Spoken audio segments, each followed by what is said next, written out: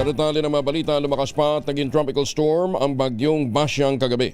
Dahil dito 7 lugar ang nasa ilalim ngayon ng signal number 2 kabilang ang southern portion ng Surigao del Norte kasama ang Siargao, Bukas Grande Island, Surigao del Sur, extreme northern portion ng Davao Oriental, Agusan del Norte, northern at eastern portion ng Agusan del Sur, southeastern portion ng Misamis Oriental at northeastern portion ng Bukidnon. Huling namataan ng bagyo ng bagyo sa layong 515 kilometers silangan ng Hinatuan, Surigao del Sur, taglay ang lakas na hangin 65 km bawat oras malapit sa gitna. Ang pagbugso umabot ng 80 km bawat oras, kumikilos pa kanluran sa Philippine Sea sa bilis na 15 km bawat oras. Nakataas naman ang signal number 1 sa mga sumusunod na lugar, central at southern portion ng Eastern Samar, southern portion ng Samar, Biliran, Leyte, gayon din sa southern Leyte. Bohol, Cebu, Siquijor, Negros Oriental, Negros Occidental, Guimaras at Iloilo.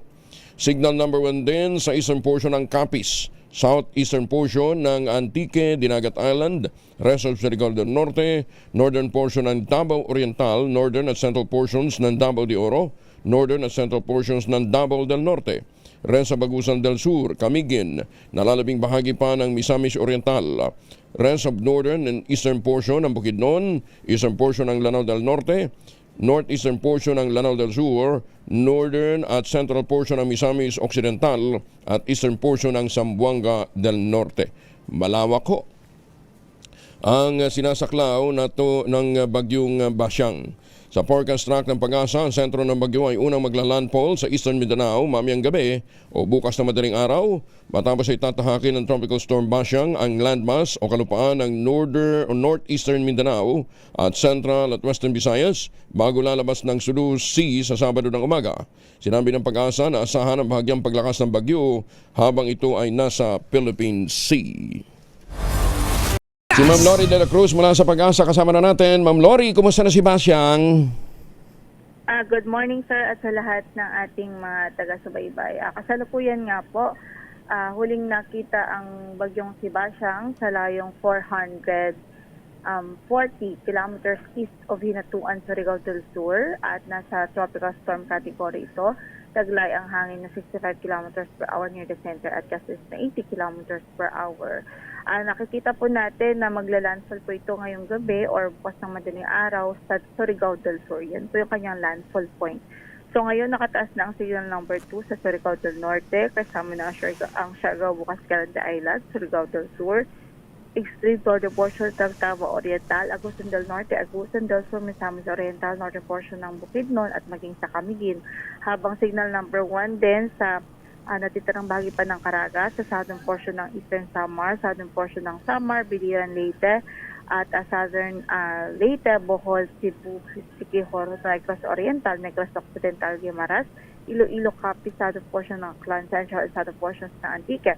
Signal number 1 din sa northern and central portions ng Davao Oriental, Davao de Oro, Davao del Norte, northern portion of Davao del Sur, rest of Bukidnon, northern portion of Cotabato, Lanao del Sur, northern portion of Maguindanao del Norte, Lanao del Norte, Misamis Occidental, eastern and central portions ng Zamboanga del Norte, northern and central portions ng Zamboanga del Sur, northern portion ng Zamboanga Sipugay. So, yun yung mga lugar na inaasa natin ay maaapektuhan talaga ng bagyo, directly maaapektuhan at dadaanan ng bagyo.